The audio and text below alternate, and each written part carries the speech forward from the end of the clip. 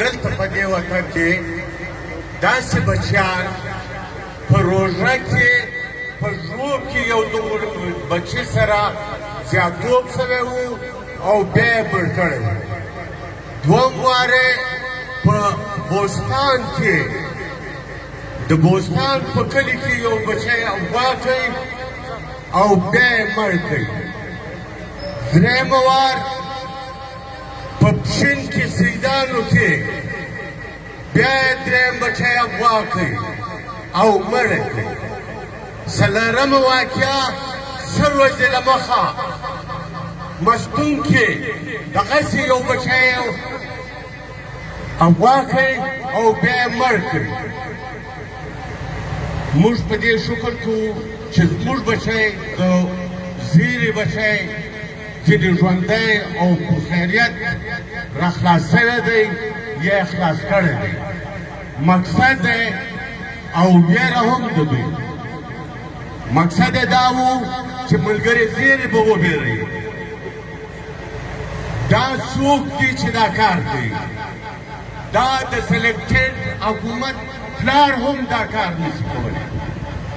سلیکټډ حکومت پلار هم دا نشي کولی. دا کارونه د پنجابي استعمارګر پنجابي فوج د هغې اعلیکاران د هغې طریقتداران دغه کار کوي او دومره بېناموسه خلک دي چې زموږ اوس دا تېرو ورځو کې یو افغان خور د سفیر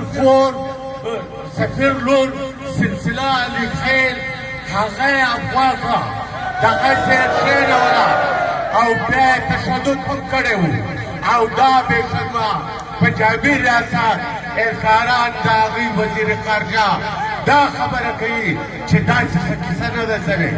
موږ تفتیش کړی دا دومره بې حیا دښمن سره موږ مخامخ شوي چې دا نه ګوري چې دا بچی دی دا ځوان دی دا سپینږیری دی دا زنانه ده دا شیان دوی نه ګوري.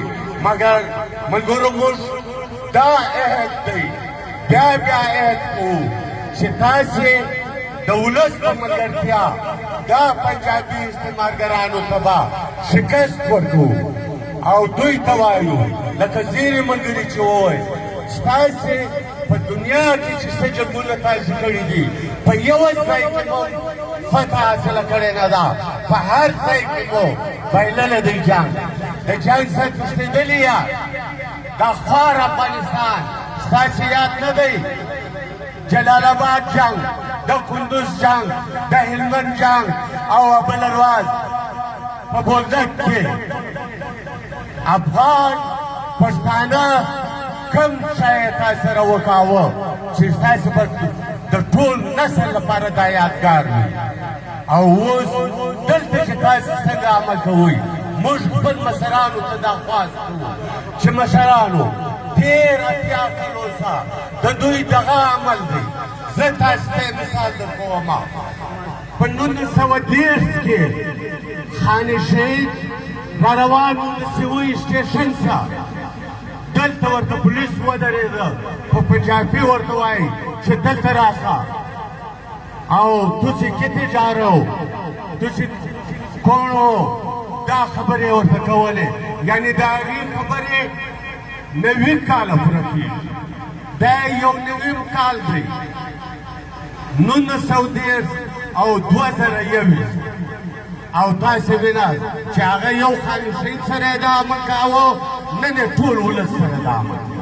په هر ځای کې د دوی بتخوري چک پوسټونه دي هر ځای کې اف سي درولې ده هر ځای کې پولیس درولې دی هر ځای کې دا بېماني کوي. دا خلک ویرولو کوشش کوي مګر د دوی دا ویره ده که پښتون قام یو وخت په ژېره لاس تېر کړه بیا به بیخي داسې تاریخ کې به چا نه وي لیدلي چې تاسې به بچت پاتې شئ. موږ مه مجبوره کوئ دې ته چې کوم عمل تاسې کوئ هغه عمل رد عمل کې ډېر زورور شي. دا عمل مه کوئ.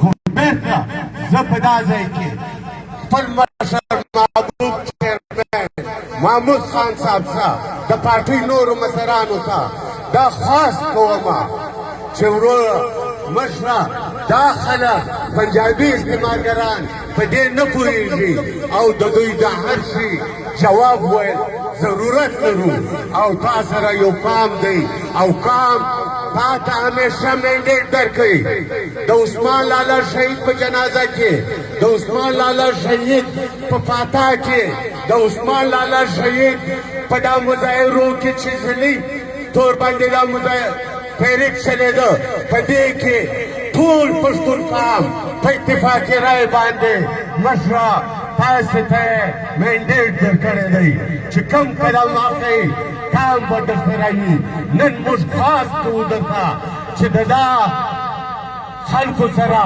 چې کوم ریاکشن وي د هغې ریاکشن اجازه راکړئ ډېره مننه